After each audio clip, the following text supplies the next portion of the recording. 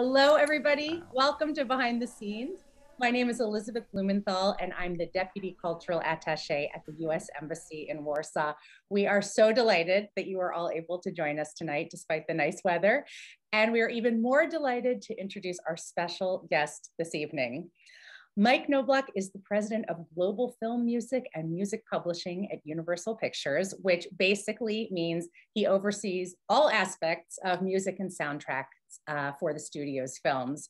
He's worked on so many films that it would literally be impossible for me to list them all, so I won't, but they include the music for Avatar, Titanic, Jurassic World, Pitch Perfect, 50 Shades of Grey, and Furious 7, among many, many others. Soundtracks Mike has supervised have been nominated for Grammy Awards, Oscar Awards, Golden Globe Awards. So this is a really exciting opportunity for all of us to hear from someone who is working in one of the coolest jobs in Hollywood.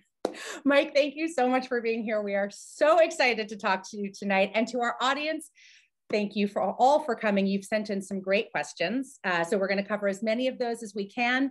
And if other questions come to you as we're talking, just type them in the chat box and we'll do our best to get to some of those as well. Mike, hi, welcome. Thank you. Thank you so much. Thanks for having me. Well, we are delighted. Now, just to get us started, I mean, I know where you first started off because it's where we first met at Northwestern University 1 million years ago.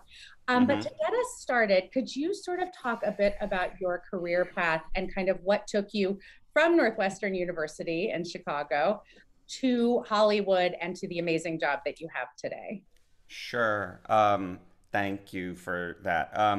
You know, the short version, because the long version I get bored telling myself, so I'll try to keep my stories short. You know, from New York, I didn't grow up anywhere near the entertainment industry or anything like that, but I'm from the suburbs of New York City. Went to Northwestern, which is just outside Chicago, and then like Elizabeth, was very into the performing arts and just didn't know exactly where I was going to end up, but had kind of a notion that somewhere in the realm of the entertainment industry was something that I wanted to do. I had an opportunity to go to Los Angeles to visit a friend who got cast in a movie. A big Hollywood movie came through Chicago. The cast looking for its leading lady, and she got the part. So I went to visit her on my spring break while I was still a student, and then that led to getting an internship on that movie, which led to taking a semester off from school and continuing to work on the film. And that movie became kind of my boot camp of how movies get made. And then I went back to Northwestern and graduated, and then moved right back out to Los Angeles to continue working for the people that I had met making that first movie. And when I got to work on the movie, that was it was a bit more of an eye-opening educational experience than being in school, because I got to see every facet of how the movie got made, all the kind of specialists, the technicians, the creative people who shoot the movie in front of the camera, behind the camera, in the cutting room.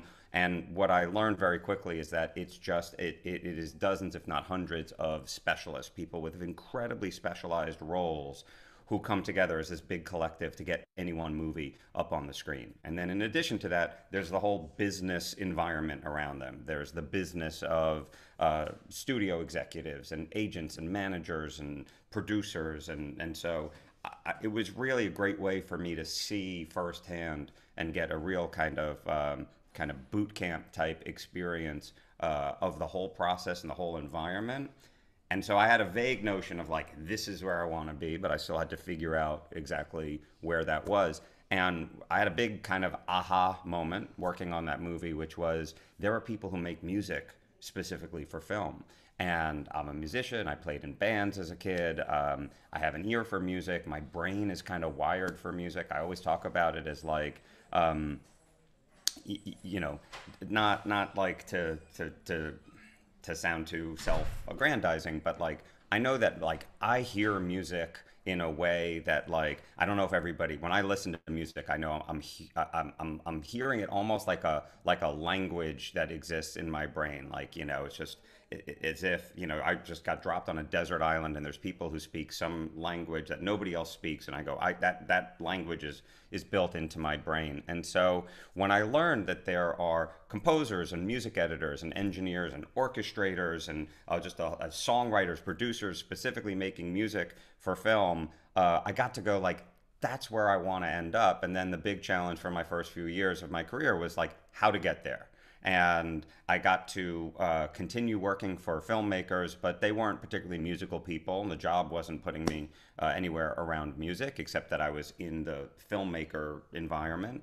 But I just got to meet people, I got to network, and after a couple more years of working for those people, through them, I met a guy who had a recording studio in Hollywood and was making records and was doing music supervision for film and TV. And I asked him for a job, and I went to work for him. And I got to learn how to engineer records and how music supervision works. And he worked on a lot of TV shows, and I got to work on those shows. And that was a really cool gig for a couple of years. It wasn't exactly where I wanted to be, but I learned a lot. And then I had a next door neighbor that was working on a TV show, and I was complaining to her about my job one day, and she said, come work on our show. And so I did, which was really cool because I like being around production, but I quickly realized that wasn't the environment for me either. It was a TV show, but it was a news program.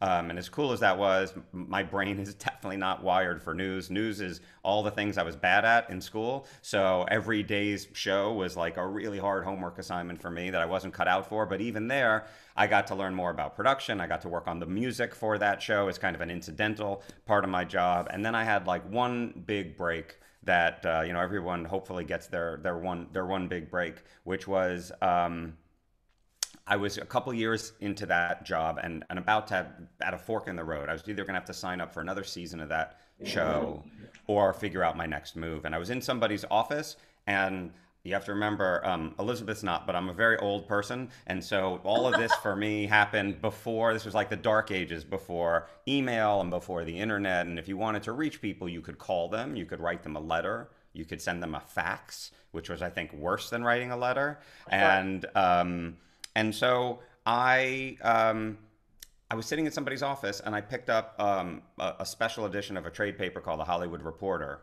And it was on the cover, it said it was the film and TV music edition of The Hollywood Reporter, which was like a quarterly thing that they did, which was just articles about the music part of the industry. And I said to the person whose office it was, can I borrow this? Can I take this home? And I took it home, and I was flipping through it, and I was reading all the articles. And in the middle of it was a directory called Corner Suites.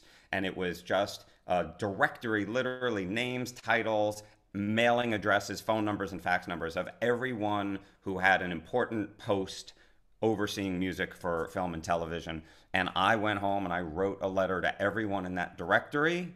And I got one phone call a couple weeks later from the head of music at 20th Century Fox, who asked me to come in and meet. And I did. And I had an opportunity to do what everybody has an opportunity to do sometimes, which is to bullshit mightily, to just basically say, I've done all these things. I've worked on films. I worked at a film studio. I worked in a recording studio. I worked on this TV show. I have all of these skills, and you definitely need to hire me. I didn't even know what the job was. I just figured I could take all of these kind of seemingly disparate things that I've done, mush them together, sell myself as a problem solver for this person, and get the job. And I did, and I started in 1996 as the associate director of film music production at 20th Century Fox. And then I worked my way up from there. I was at Fox for 14 years, and now I've been at Universal, running the department, the music department at Universal, for the last 11 years. That's my life story in a nutshell. That's an amazing life story, though, because it combines all the elements people talk about that you need to get ahead in show business, or maybe even in any business, which is you work your ass off, sending letters to, working your way up, sending letters to everybody in that directory. And then you also had the element of luck. I think I know who you were visiting in California. You probably was another Northwestern friend of ours. So that movie I'll tell you something about the letter, which is also a big life lesson, which is obviously it was a form letter, to whom it may concern, or dear so-and-so, just from the directory. Nobody that I knew, nobody I could research. There was no Google. I didn't know what these people looked like. I didn't. Imagine. Right? And my girlfriend at the time, who is now my wife, she was then doing a lot of graphic design work. And so she helped me take my my basic form letter, and we got some really cool paper to print it on, and she got these really cool looking envelopes, and it was like this kind of brown paper instead of white. It was like this cool textured brown paper, and these envelopes, instead of opening the regular way, it opened at the end, had a little string thing to, so it just was a thing that looked cool in a mailbox. And when you open the letter, there was like a retro microphone logo in the top corner, and it was a cool looking letter. And a couple years after I got the job at Fox, I was talking to the guy who hired me, to my boss, and he said, can I tell you something? We were talking about that letter and how I met him and everything. And he said, I got to tell you something. I said, what? And he said, I never read the letter. I said, what do you mean? He said, I thought the letter was cool looking. I just liked the way it looked. And just based on how the letter looked and the fact that it stood out in a pile of mail, I don't know. I thought it was a slow day at the office, and I thought I'd reach out to meet. So, there's a lesson to that, clearly. But it's amazing the small things that can have an enormous impact on your future and on your life. Once you joined 20th Century Fox, what was the first movie you worked on there? The first movie I worked on at Fox, which I remember for tragic reasons, was a movie called That Thing You Do. It was a Tom Hanks movie. Yeah. It was just being kind of closer to being finished when I started there. I also worked on an animated movie called Anastasia. Both of those things are still kind of important to me today. That Thing You Do, one of my favorite movies. It's a great music movie. If you haven't seen it, you should check it out. And I think the song "That Thing You Do" still holds up as one of the most perfect songs ever written for a movie. Tragically, last year, the guy who wrote that song died from COVID. He was one of the early COVID victims. A guy named Adam Schlesinger. He was a band called Fountains of Wayne, and he's done a ton of music for film and television, and just the loveliest guy. And so, that's a sad part of that story. Anastasia, what's crazy about that is it was 20th Century Fox's attempt to take on Disney, which at the time nobody had really been able to make an animated musical, kind of the Disney formula of an animated musical. No one but Disney had any success doing that. And so there was a great team at Fox that had cracked the code and made a really wonderful film. And the guy who was then the executive at Fox, who was overseeing Anastasia, is a guy named Chris Meledandri. Chris Meledandri worked at Fox for years. He did Anastasia and another animated movie or two, and then he switched from 2D hand-drawn animation to CGI animation. And his first CG animated movie was Ice Age, and started the whole Ice Age franchise there. Chris Meledandri left Fox almost around the same time I did to start his own animation company called Illumination Entertainment, which is now part of the company where I work. So I've been working with Chris for 25 years, since '96, since Anastasia, and I've worked on every movie that he's done since. He's now a huge force in animation, and he has the Despicable Me franchise movies and Secret Life of Pets and a movie called Sing. And I'm going with Chris today up to a place called Skywalker Ranch in Northern California because we're almost finished making Sing 2. But the cool thing about that is working with someone that I've been working with for 2.5 decades on all the animated movies he's made since Anastasia. So those are two of the first movies I worked on at Fox. Yeah, that actually raises a great question that a number of people asked, which is what does, you're talking about working with someone for so many years, what does the collaboration process look like from the beginning of a film for creating the music, and sort of what is your kind of role in that? I'm assuming it's contentious sometimes, no? I was going to say it looks like absolute utter chaos. And a lot of people with big egos. I mean, there's a funny saying from my corner of the business, a thing that I learned a long time ago. It's a quote that's attributed to a legendary composer named Alfred Newman. He may or may not have been the one to have said this, but he's a prolific, legendary, iconic film composer who almost kind of invented the job. He's considered the godfather of modern film scoring. He also was the first head of music for a film studio at 20th Century Fox. So he kind of invented the job that I have today at Universal. And Alfred was supposedly known to have said that everyone on the studio lot is an expert at their job and music. So with music, there's never a shortage of opinions or experts in the room, and that's fine and that's fair. And you have to appreciate that and respect it because it's a very subject, like everything creative, but music especially, it's very subjective.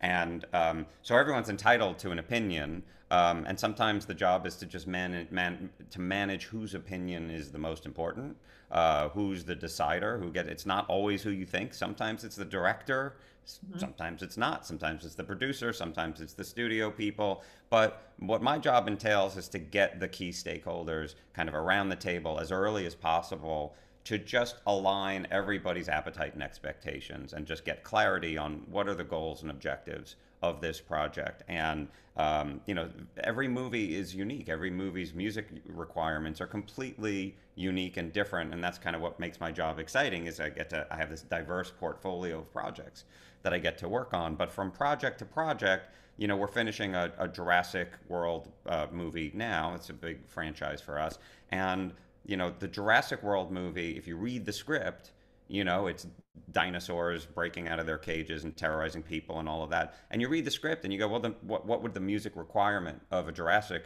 movie be? Well, it's probably just a composer and an orchestra. 90 something percent of that movie is going to be a composer and an underscore. The dinosaurs aren't walking around like boom boxes on their shoulders, or people aren't, constantly, they're not breaking out into breaking out into song or like dance numbers or anything. It would be a weird Jurassic movie if that were the case.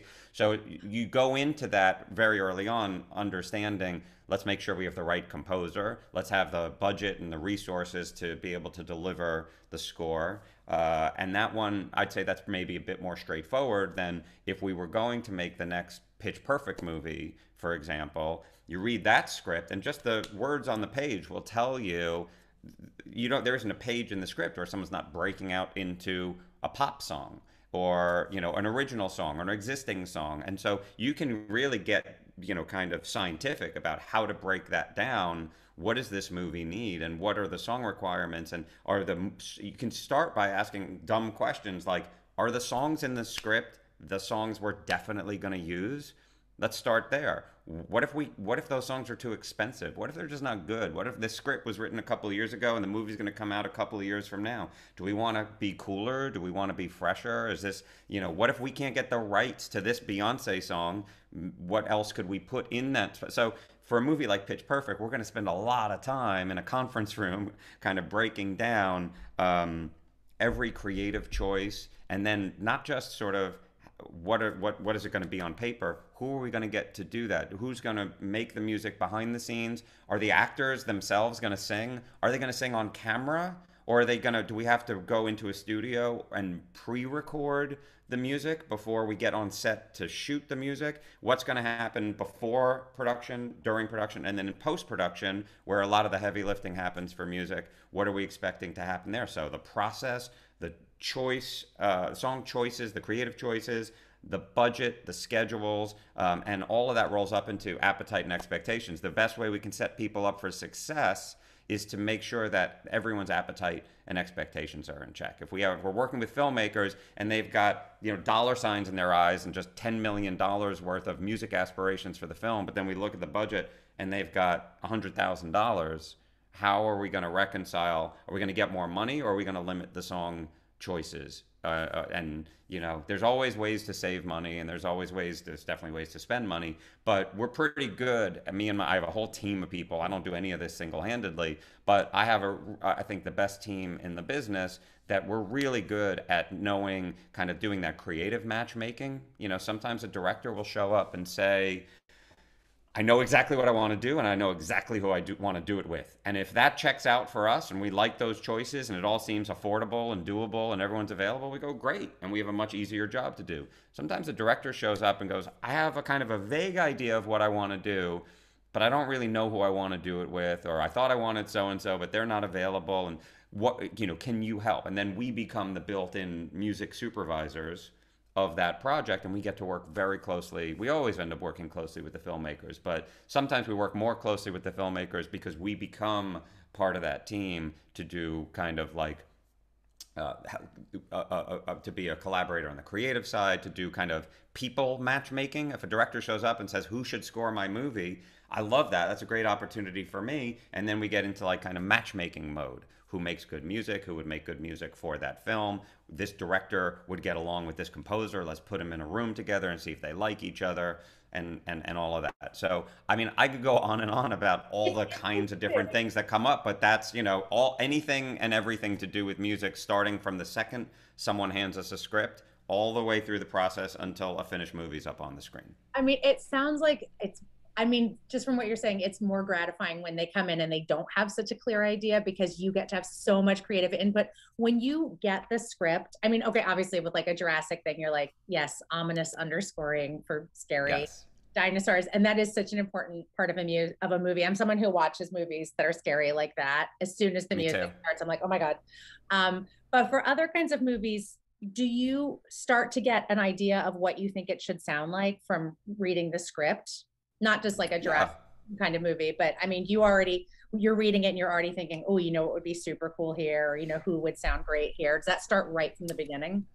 Yeah, I think so. I think if we're making a scary movie, you know that it's an opportunity for a certain kind of music that, it's there still could be a real range. It could be done classically with an orchestra, and it could be done totally on a laptop with just purely electronic components, but you kind of have just a general notion of what qualifies as like good music for a scary movie, right? It's not going to be kazoos and trombones. It's not going to be like wah, wah. You're not expecting like the scary monster to be behind the closet door and then goofy sounding music kicks in. So there's a general notion of like kind of right and wrong. It's still a range. And comedies are hard.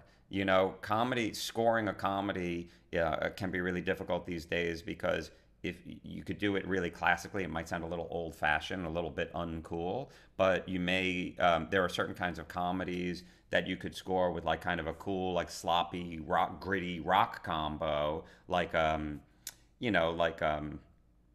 going back a few years, but a movie like Old School or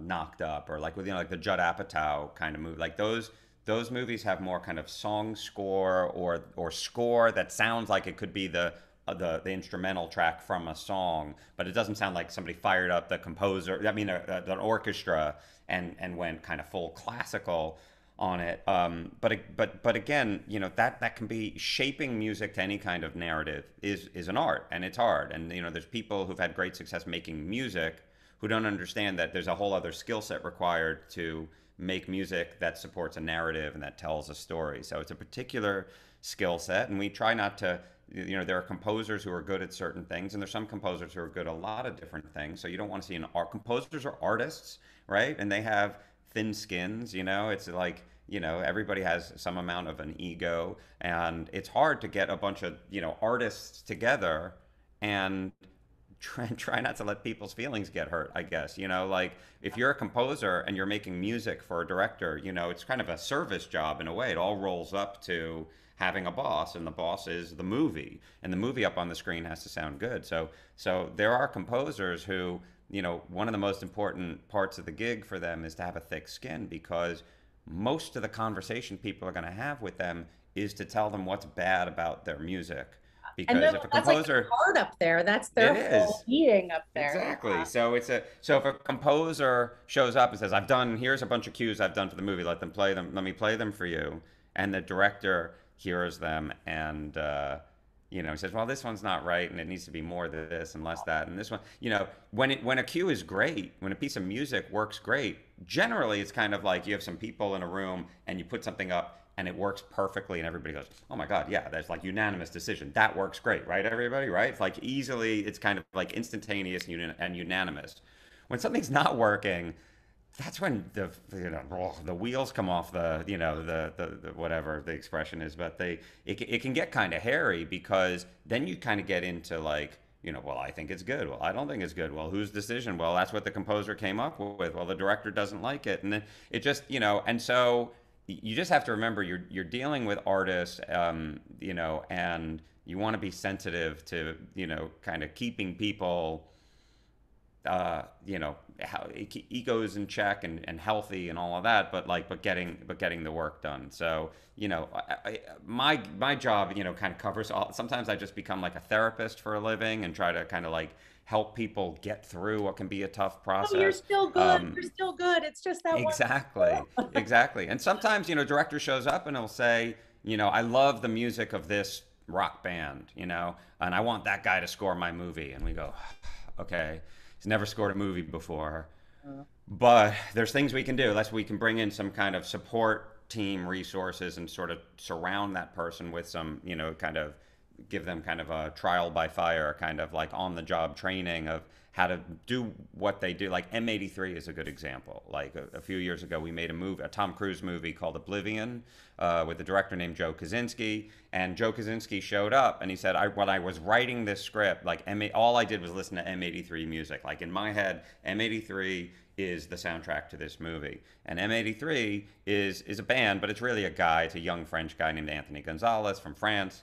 And he's, you know, he can sell out giant festival stages and stadiums, and he's made a ton of successful records. He'd never scored a movie before, but he was very kind of confident and almost like cocky about like, yeah, I mean, of course I can do that. I'll do it while I'm on tour this summer while you're making that movie, but you know, from the tour bus, I will work on my laptop and I'll send you guys music and I'll score the movie that way. And it was a pretty tough process. It was, there were some things about his music that were kind of in the ballpark, but as far as like shaping it to the film, telling the story and all of that, it was tricky. And there was somebody who wasn't the director, wasn't the producer, wasn't the studio exec, but had a real opinion, a consequential opinion about the music in the film. And that was Tom Cruise. And Tom Cruise, at one point, didn't like the way the music was sounding in the film. And, you know, he's into every department of everything, and rightfully so. And so, you know, we had to really spend a lot of time kind of preserving what was good about the music, but figuring out how to make it work better. And we did, and we brought in other people. But, you know, it was a tough thing for Anthony. And I respect that he's an artist, but he hadn't really done it before. And I would maybe argue, going back, he didn't really understand what he was signing up for when he took that job, but we got it done and the movie sounds great, and it does have that signature kind of M83 sound throughout it, but it also took kind of a handful of other key contributors to show up and to make it work. So I don't even remember what your question was, but I could just keep rambling on about different stories. No, that's awesome. And actually, so that actually raises another question that a few people asked that I thought was super interesting. By the way, everybody, thank you for doing my job for me. Your questions were so awesome, and a lot of them were things I hadn't thought of. So thanks everyone for that. A lot of people asked to what extent the soundtrack is sort of a standalone piece of work, like kind of where is the line between creating a soundtrack that is serving the needs of the film versus a soundtrack that is its own work of art, if that makes sense. It's a good question. It's a good question. Ultimately, you want to achieve both, but I'll tell you this. As somebody who makes music for movies, we know our place in the pecking order, and it's not as high on the food chain as you'd think.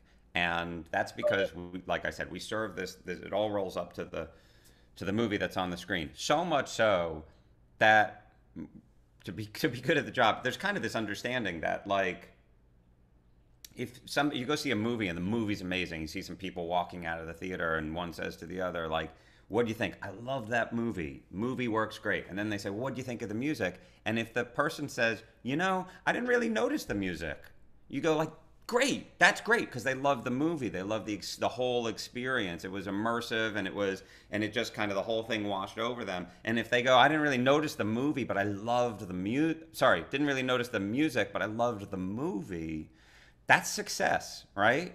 Now that doesn't apply to everything across the board. Some movies are more, I mean, there's literally musicals, and there are some movies that are more musical than others, and some, you know, the movie Castaway is 2.5 hours or 3 hours long, has something like 8 minutes of music in it, because Robert Zemeckis made a choice to have, you know, Tom Hanks stranded on an island in the middle of nowhere, and there's nothing there, including music. There's no music in the film to manipulate you or to tell you how to feel. He's just alone. And that was a creative choice, and that's hard to pull off, because usually, careful, you know, as a filmmaker, music is important. And yes, it can be manipulative, but when it's done right, it can be really effective. And what can be done really badly is to err too much on the side of like not having music. Sometimes the absence of music is just, it works just as effectively as the presence of music. But I would kind of dare or defy anyone, go back and watch your favorite movie, take out the music and see if you like that movie as much. So you want the music to be good. You want it to hold up. We always make soundtracks essentially as a byproduct of the movie. But I've also worked on movies that like end up being kind of stinkers, but the music's really good, you know? And you know, we love all our children equally, so we never kind of like say, I hate this movie. Like you always want, nobody sets out to make a bad movie, right? Sometimes they just don't deliver by the time it's all done. And we made a movie called The Photograph a couple of years ago, and it's lovely. I don't think it's the best movie, but it's like a nice adult kind of dramatic, like two people just trying to figure their shit out so they can date, and that's kind of the whole plot of the movie. Life, yeah. But it's romantic, but we had the idea to bring in an artist named Robert Glasper, who's a jazz musician and not really known as a film composer, but he did a really cool textural, atmospheric, vibey soundtrack for the film, and we got some cool songs and some key spots in the movie. And in that instance, I think we made a soundtrack that's arguably better than the movie. And we, you know, so the soundtrack does hold up, and it does stand on its own, and it's a really nice thing to listen to. And so to answer your question, I think ultimately we want to have both, right? You want to have a great movie, and then second to that, in a secondary column, you want to also have music that's nice to listen to. And there are some brilliant composers like Alexandre Desplat, who's a French composer who has done a lot of different kinds of movies. I would argue you could take any one of his scores from any of the movies that he's done and just put them on as a record and listen to them, and they're gorgeous. They're just stunningly gorgeous. Not every film, but a lot of them. I like soundtracks a lot. So, I mean, I have a lot of those, and I listen. I do buy soundtracks. Well, buy on, you know, Apple Music these days. Not consume. We say consume these days, Elizabeth. I consume them. You know, someone made the point here, you know, it's what you were saying about Castaway. I was thinking as you were saying that too, like when a movie chooses not to use music, you really do notice it. And someone pointed out here, it would be hard to imagine a movie like, for example, Interstellar without the music, which, yeah. 1,000%. Yeah. Interstellar or Gravity is another one. For some reason, I always like connect those two in my head. But Gravity, you know, a lot of people were buzzing when that movie came out about the music, you know, by a guy named Stephen Price, who wasn't really known at the time as a composer. He was a music editor and had transitioned to, you know, being a composer, and he did beautiful music for Gravity. And you know, sometimes movie music can impact kind of cultural trends as well, because sometimes, you know, you'll hear a cue from a movie in a Mercedes car commercial, or you know, they're just things that just kind of, or get sampled into a rap song or something like that. You know, there's a composer named Teddy Shapiro who does a lot of Ben Stiller's movies, and he does David Frankel's movies, and he did a movie. It was a Fox movie, but after I left Fox, I didn't work on it. Called The Secret Life of Walter Mitty. And there's a cue, and I think they collaborated with an artist named Jose Gonzalez, and there's a cue from Secret Life of Walter Mitty that I guarantee you've all heard it, and it gets used in everything. I hear it in commercials. I hear it used in other movies. I hear it influencing scores in other movies, because sometimes you'll hear something, you'd be like, I bet that director got this composer and said, make it sound like that Teddy Shapiro cue from Secret Life of Walter Mitty. Because in the filmmaking process, sometimes before the music gets made, you know, everything's happening so rapidly with digital non-linear technology that, you know, the process can move really quickly. And so movies sometimes get assembled, or often get assembled, with temp music, or temp being short for temporary. So sometimes out of necessity, a filmmaker will start assembling their movie, and if maybe they haven't even hired their composer yet, which we don't let that happen on our watch. We try to get people hired very early on, but maybe they haven't hired their composer, or that composer hasn't really gotten started. And it's a chicken and egg thing, because, you know, for the composer to really meaningfully engage, there needs to be cut picture on the screen. And sometimes for there to be cut picture on the screen, they're going to borrow music just to use as placeholders and building blocks to assemble a cut of the movie. temp music ends up being really consequential in a horrible way for composers, because a lot of composers, if they don't know what they're doing, if they don't get a jump on things early enough, or even if they do, they might find themselves in a situation with the director going, I kind of like what you did, but I'm really used to what I had in the temp. Let's listen to the temp. Let's see what the temp's doing, and then maybe you can make yours more like that. And so sometimes, out of necessity, you can actually track, kind of milestone, impactful, consequential scores in movies that come out, and then kind of the knock-on effect of movies that come after, where you start hearing, this movie kind of sounds like that one, and that movie kind of sounds like that one, and it just, there's this kind of knock-on effect in the creative, whether it could be overt or it could just be a subconscious thing, but like there's trends in movie music just like there's trends in every other kind of music. Yeah, that's so interesting. I know you said you love all your children equally, but I mean, do you have a soundtrack you worked on where you're like, this is or okay, maybe not your favorite, but this was the most gratifying, I'm the proudest of this one? I mean, they're all over the place for me, honestly, and sometimes like my memory kind of isn't like, I'm very much about like what I'm working on. I'm working on right now a musical adaptation of the Broadway show Dear Evan Hansen. I'm very attached. Oh, I just saw that. We just put the trailer out the other day, and I'm very like emotionally attached to that one. I love the songs that the Ben Pasek and Justin Paul made for the show, and we're adapting them for the movie, and so I'm spending a lot of time on that one right now, and I love it. We made a little movie last year, or came out last year during the pandemic, unfortunately, a movie called The High Note with Tracy Ellis Ross and Dakota Johnson. It was a little movie, but nobody saw it because it was right at the height of the pandemic, the lockdown, Black Lives Matter movement. It was a horrible time to put a movie out. So I guarantee nobody saw it. But Tracy Ellis Ross is Diana Ross's daughter in real life, and she deliberately became a comedic actress so she wouldn't have to be a singer or be compared to her mother. And this was the movie where it was going to be the first time she played a character who's a singer, and so it was going to be the first time. And I got called into somebody's office early on before we really even started making the movie to meet Tracy, who basically said to me like what I just said, which is, no one's ever heard me sing. Everyone's going to want to compare me to my mother. And I play a character who sings all these songs in the movie. The music's got to be great. And I took that very seriously, and we got some amazing songwriters. We got some amazing songs written, a great music producer working on the film. And by the time I always had that meeting echoing in my head of like, we got to get this right for Tracy because it's really important to her.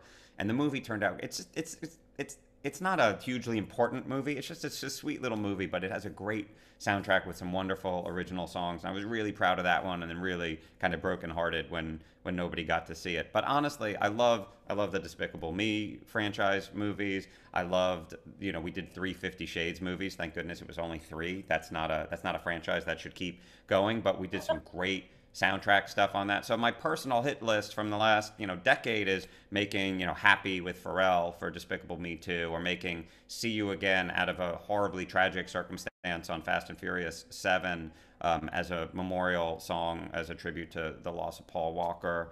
And that was an incredibly difficult one to do, but I think we really got that right. And actually that song, See You Again, in its music video, just recently, like a month or so ago, became one of only 5 music videos to be viewed online more than 5 billion times.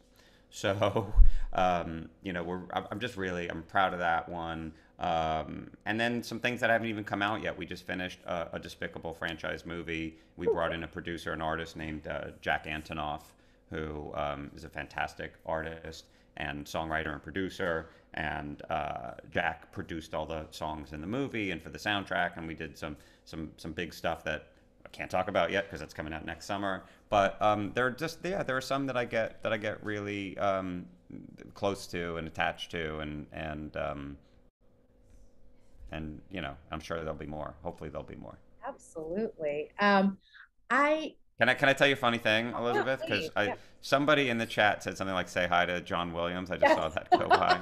I'll tell you a funny John Williams story, which is So, of course, I'm a John Williams fan. I mean, he's just the most iconic, most legendary, living legend. And I work on the Universal Studio lot. There's only, well, there's one less studio lot now because Disney bought Fox. But we have these legendary, pieces of real estate here in Los Angeles with the Disney lot and the Universal lot and the Paramount lot and the Warner Brothers lot, the Sony lot, which was the Columbia lot, and whichever one I forgot. So it was five now. It was five, and now it's four because Fox Film Studio is not a thing anymore. So I'm lucky that I have an office on the Universal Studio lot. Right in the center of the Universal lot is a little compound called Amblin, and that's Steven Spielberg's company, Amblin Entertainment. And when Steven Spielberg was a young, upcoming filmmaker making movies like Jaws and Poltergeist, he was a big, important piece of business and still is for Universal.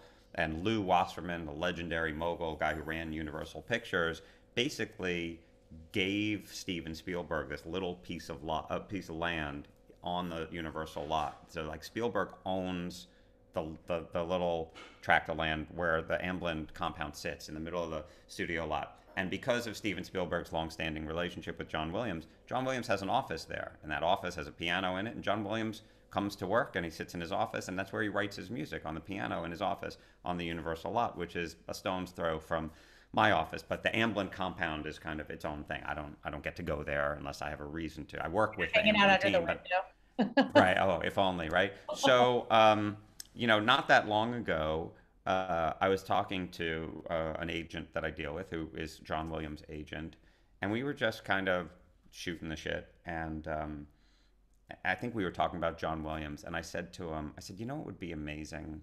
I don't know John Williams that well. I've met him once or twice. I've really only officially worked on one movie that John Williams scored. It was a movie called Minority Report that we made when I was at Fox. And I said to his agent, I said, I work on this lot. His office is, just however, I would love to meet him. I'd love to just get 20 minutes to just sit one-on-one and just talk to him, and while he's still with us, and express my gratitude, my appreciation. Just with this job, I can't not, sort of want that as a thing. And he said, of course, we'll set that up. And then I think it was right before the pandemic that never happened. But what did happen is we were also talking about. He said, "What's your favorite score of John's?" And I said, well, it's actually, it's probably Schindler's List, and personal family connection. My family are, survivors of the Holocaust, and Schindler's List, very important to me. And he said, I'll set up a meeting for you, but in the meantime, I'm gonna have John. I'll get a Schindler's List chart, and I'll have John sign it for you, and I'll send it over to your office. And I said, well, you don't have to do that, but of course, if you did, that'd be amazing. And so deeply meaningful and everything. And a couple days later, he called up. He said, Mike, I got the thing. I got the chart, and John signed it and everything. And he said, it was a Friday afternoon. He said, I don't want to send it over to the office. I don't want it to get lost in the shuffle. So Monday, I'll have it dropped off and FedExed or whatever it was. And I said, great.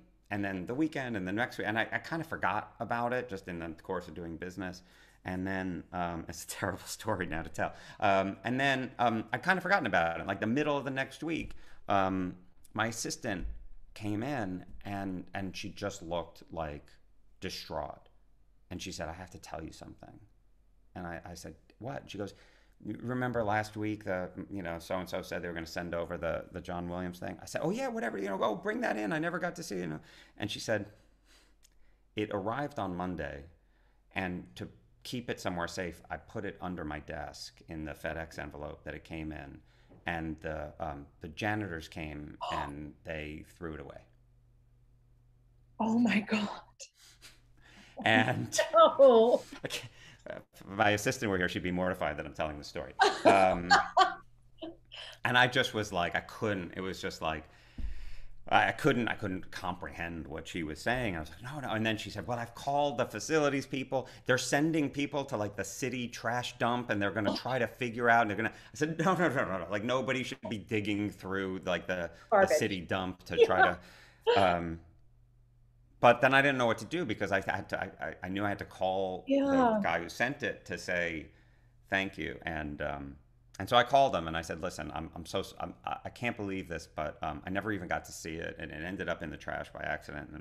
And so the story has a happy ending. He got another one, and John signed another one, and they sent it over. So it's now framed and it's in my office. Oh, But that's my, so when somebody said say hello to John Williams, like I always like have that like kind of like clench factor of just remembering that there was an initial John Williams thing that was very lovely, but accidentally ended up in the trash. well, maybe now So that the pandemic is, slowing I down, hope, yes. to meet him in person. Yeah. I have one question. I know that we only have a few minutes, but I'm going to try to squeeze in two questions. Sure, I please. definitely want to squeeze in this one because so many people asked it. I think we have a lot of aspiring and current composers and musicians on here on this chat with us today. Do you have advice for those who want to get into writing film for music for film, or playing, being part of the recording orchestras and things like that? Yeah, unfortunately, part of the advice is probably move to Los Angeles if you want to be a composer. If you want to be a player, move to Los Angeles or London. We do a lot of our work in London as a non-union thing, but the legendary room at Abbey Road, and then another this fake background studio. This is Air Studios in London, one of the other big places where we record a lot of movie music. So if you want to be a player, first of all, be amazing. Don't like you have to understand what a competitive field it is, and you have to be a kind of an uncompromising, beyond ambitious. Like you need to be the best in the world in order to hold your own. I walk into a room, a studio of orchestral players who are playing movie music, and they're sight reading. They don't. The music. It's not like symphonic music or or philharmonics where they practice and they rehearse. And the movies are happening at a breakneck speed, and so a composer writing a music for film typically. The music being played in the studio that's being recorded was probably finished the night before.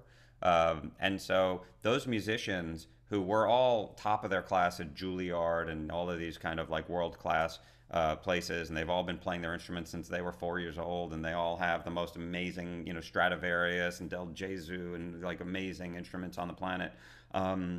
But they also can look at a piece of music and play it perfectly the first time out, and as a group play it like they've been playing it their whole lives, and they're all independent contractors. There's no like fixed orchestra, so that kind of like the interplay that you get between people in a group, they've just been put together that day for that session, so they don't have the benefit of like the energy that feeds off of a group that knows each other, and they're all sight reading. They don't get the charts in advance. They don't get to rehearse. So whether it's John Williams or Joe Schmo or Anthony Gonzalez from M83, whomever, they're going to show up and they're going to play it as human beings with feeling, but somewhat robotically, because it's just that part of their brain they can read music. So if you can't do that, you're in the wrong. Or if you want to do that, be that good. As a composer, I mean, look what we're doing now, right? So the world is more connected than ever. I do still think that the film scoring capital of the world, and the filmmaking capital of the world is still Los Angeles, and film music is still the majority of it that's done is done in LA and London. That's not to say that we can't make movie music anywhere. We do some stuff in New York. Sometimes we record scores in Eastern Europe, and sometimes there's places like Berlin or Prague or Bratislava, or sometimes we go to Australia and we'll record in Sydney. But I think you got to be where the action is, and you have to like build your network, and you have to be a problem solver and just do it. Don't wait for someone to knock on your door and kind of invite you to score their movie. If you're a student, score as many student films as you can. Just start building your reel, start building your resume. Just start getting, even if you don't have a film to score, pull some video down off the internet and put it into your DAW, into Pro Tools or Logic or whatever you're using, and just take the sound out and just learn to make music to picture that tells a story. Do it over and over and over again until you have an opportunity to get that kind of big shot, that trial by fire, somebody saying, all right, now I'm making a movie now that's got a more significant level, come do the music for it. be friends with directors who are going to kind of pull you up as their careers advance, right? So just do as much of it as you can, and increase the chances that when it comes time for someone you know to get their big shot, that they're going to want you to be part of it with them. That's such great advice. And here in Poland, there is such a vibrant film industry, and so many great schools for both film and music that I know some of you all attend. So that's great advice to sort of like hitch your star, as we say, to someone's wagon, Yeah. and kind of work. I also I don't mean to sound like the egocentric American that's like, you got to be in my, like, I there's great films being made everywhere. So, I think most of the advice that I gave kind of applies to wherever you are. But I think ultimately, if you want to do it at a certain level and you want to be working for Disney, Warner Brothers, Paramount, Universal, Netflix, Apple, Hulu, most of the people, if I had a movie that needed a composer this afternoon, most of the people in my, kind of contacts that I'm going to call are probably either based in LA or London. Most of them. So, Yeah. and I'll tell you the shitty version of that too, which is, there's a director that we just started making a cool movie with Idris Elba, and they're going to shoot it in South Africa, but then we're going to put it together in London. And the director said, there's this Norwegian composer, and I'm really excited about him, and he hasn't done a lot, but his music's really cool. Here's his music, check it out. We took that request seriously and ultimately said, no, we don't want that guy to score the movie. We want someone with more experience and more, who's more proven, less risky. Sometimes my job involves kind of risk assessment. And I thought the guy he wanted was a lovely guy and really talented, but not at the level of what we wanted for the big commercial Hollywood movie that we're making. And so, sometimes you'll be on the receiving end of that, where your guy's going to go like, I got you, bro. You're going to come, you're going to score my movie, and I'm going to go tell the studio, you're my guy. And he goes and he tells the studio, and then he comes back and goes, yeah, the studio said I can't have you. So good luck to you. I'm going to go make my movie with that studio. It can happen like that, but we're constantly trying to discover new talent and trying to pair them with the right material. And actually, I started an initiative 3 years ago that is still the first and only of its kind, which is a formalized diversity and inclusion initiative at our studio, in partnership with the diversity and inclusion department that our studio has, specifically for film composers. And it's a 2-year program, and every 2 years we refresh the participants in it. So we're about to announce the next group of, we've just interviewed all the finalists, and we're going to announce probably next month who the new participants are in this program. And we just want to, kind of balance the community of film composers to be a bit more real world. It's still very male heavy, very white, and we need to fix that. And so we've been working on it for a while. But out of the last class in our initiative, we have some amazing success stories. There's an Irish woman named Amy Doherty who came onto our radar from our initiative and just finished scoring an animated movie at our company at DreamWorks Animation Studios, which is part of our company. And she's the first woman ever to score a DreamWorks animated film. And so we're really proud of that. And so, we're trying to make it a more level and fair and real world representative playing field for every kind of composer out there. People wanted to, that's an amazing initiative. If people wanted to find out more about it, what would they Google?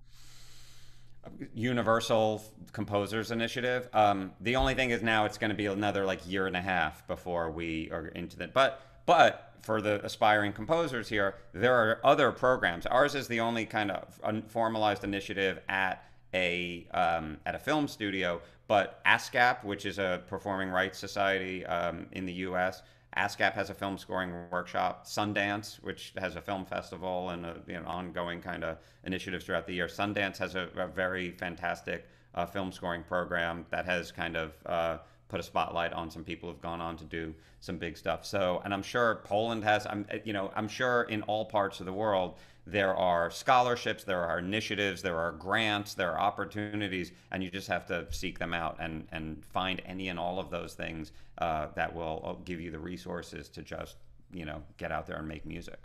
Oh, that is such a perfect message. I think to end on, because you have 3 minutes to get to your meeting, right? Let's do one more. I can Okay. talk fast. Okay. Just what inspires you? That's like the longest question ever. I'm so sorry, but you're a challenge to you, Mike. It's a short answer. I don't know. I really love what I do. I'm very passionate about what I do. That first movie that I got to work on when I was still a kid in school, it was cool to be on the set. It was cool to be in the cutting room. But when I got onto the scoring stage in front of an orchestra, Alan Silvestri, waving the stick in front of an orchestra and making movie music, it was such an aha moment for me. It was such like it just kind of lit up a part of my brain that just said, I got to be around this as much as possible, like all the time. And that's why I was so determined to get to this part of the business. So I do get to work with people who have cool jobs, and I get to work with celebrities and studio executives and business people, all kinds of talent, rock stars and songwriters and producers and technicians and creative people and business people. And so I feel so fortunate to have this job. But I know that of all the collective of all the people on the lot that have all these different jobs, there's people who are great at their jobs because they're passionate about what they do. But I do know, and you said it when we first started, like, my big secret is like I have the coolest job of like anybody, right? And so and I think knowing that and appreciating it, I'm so passionate. I love what I do, and I love the vantage point I get to do it from, because I do get to work on all kinds of different. I wouldn't want to be the freelance version of me, because some people work on like one movie for like 2 years and that's their life. And then that movie comes out on a Friday night, and like by bedtime, from dinner time to bedtime, if it's a success or a failure. And it's like, that would just be so soul crushing to me. Like I'd rather just have the mania and the pressure of this job where I've got 20, 30 something movies at a time that I'm looking after in one phase of production or another at all times, and work with a great team of people, and just and have, like I said, this diverse portfolio of movies that I get to be a part of. And I'm so grateful, and I'm so lucky, and it makes me want to like roll up my sleeves and get in there and pay my dues. Like there's no such thing as like paying your dues. Kind of implies that like at some point you're done paying your dues, and then I don't know what comes after that. You're entitled. You don't do that I pay my dues every day. I want to be in the trenches doing the work with the people that are connected to the material and working hard. I don't want to have a big desk and just kick my feet up and go to premieres and all, because then someone else will be doing my job 5 minutes later. So I really love what I do, and I know that I'm lucky to have this gig, and I think that's the thing that keeps me going. Well, we feel lucky to have gotten to talk to you, because your passion really shines through so much. And I think it's inspiring to all of us. Like, let's all go out there and feel like we have the coolest job ever, and make the absolute most of it. By the way, you should, especially if you're students in school, there's no reason for you not to spend the rest of your lives feeling like you have the coolest job ever, especially if you get to work in a creative field. Like, if you're passionate about it. And the hard part is, like, I've tried being a songwriter. I can do it. I'm not very good at it. It would be a lot of work, and I would be feeling like I was under. But I also get to see people where like they write brilliant songs, they just kind of like fall out of them, and then 5 minutes later they write another one, and 5 minutes later they write another one. That person's doing what they were meant to do. So recognize your strengths and your limitations, and try to put yourself somewhere where you really get to feel like you also have like the best gig in the world. So.